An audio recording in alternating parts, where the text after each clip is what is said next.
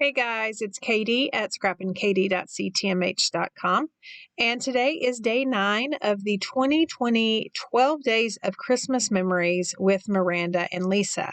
And today's day is all about Christmas Future, which was kind of hard for me, so keep watching to find out what I scrapped. Okay, so for today's challenge, Christmas Future, this was probably the hardest challenge. So I'm going to kind of stretch it a little bit. This is a picture of my ring. You guys see it in all my videos. And so my husband proposed at Christmas. And so this is a picture of my ring shortly after that. And I just could not stop looking at it. So I'm going to make a layout kind of having to do with Christmas and being the future Mrs. Taylor, and also how maybe I'll journal how my Christmases will look in the future. So that's kind of my play on this challenge. So I've pulled out a few things, of course, my White Daisy card stock base. And then I love, this is from our mix-in collection. And I want to bring in pinks and hearts, which isn't a far stretch because we have Jingle Joy currently that is pinks and greens and blacks. And so it's not a far stretch to do that. And so I'm going to try to use those colors again. I have this Merry Christmas cut. And then, of course, my photo printed. And then I'm going to bring in some hearts. I've got some acrylic hearts. And then anytime I cut anything on the Cricut or anything, I save them in these little jars.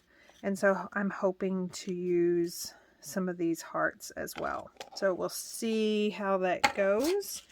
And for the most part, I think I'm going to start speeding it up and then just let you guys watch it. And I'll walk you through some of the techniques. So I'm going to cut the zip strip off of this pink pattern paper, and then I'm going to cut it down to 4.5 inches and then create a torn edge. And then I'm going to repeat that torn edge on that black and white pattern paper as well. Now I'm going to start matting my photo, and I definitely want to use the hearts and that diagonal stripe that has the pinks and the greens. So I've decided to do the hearts on top and then the diagonals underneath. And then I'm going to end up splattering that white piece of White Daisy off camera and then just start adhering everything down. So I'm really liking that torn edge, and especially since it's like the top 1/3 of the layout.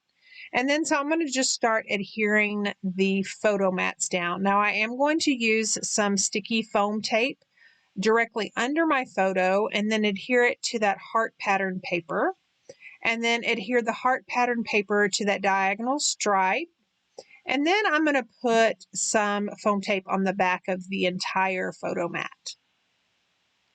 So I'm really liking how that's going to go. So I'm going to go ahead and, just go ahead and adhere it down. I usually like to leave it unadhered for a while, but I don't think it's going to move from that spot. So I'm going to take a zip strip and put it on the bottom to just kind of ground that bottom. And then I'm going to take another one that is that clover green, and I tore it just to kind of match the tears at the top. Now right here, I'm just bringing in a lot of embellishments. Some are current and some are from my stash. And I loved those wood letters. And then these little, they're I don't know, they're soft. I don't know how to explain them, but they're real bendy. And there's some hearts in there, some open hearts, as well as some little black hearts. And I definitely wanted to bring that black out of that pattern paper. So I'm going to start adhering these hearts down. Now, I did try to use glue dots, but that did not work. And then, because they're rubber, so I decided to use my liquid glass. You never can go wrong with liquid glass.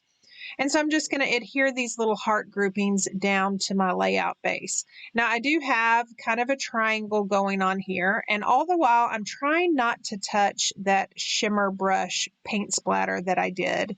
Of course, I did dry it with my heat tool, but that paint splatter, especially on the shimmer brushes, it just kind of requires some extra time to dry. And if you watch my videos, you know that I love to smear that stuff on accident, of course.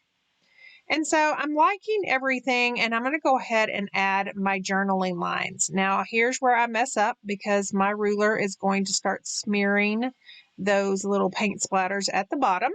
But like scrapbookers say, it's just an opportunity to embellish. And so I pulled some more stickers from the Jingle Joy sticker sheet, and I am going to just add some of those stars here and there, just kind of make it look like it was intentional for them to be there.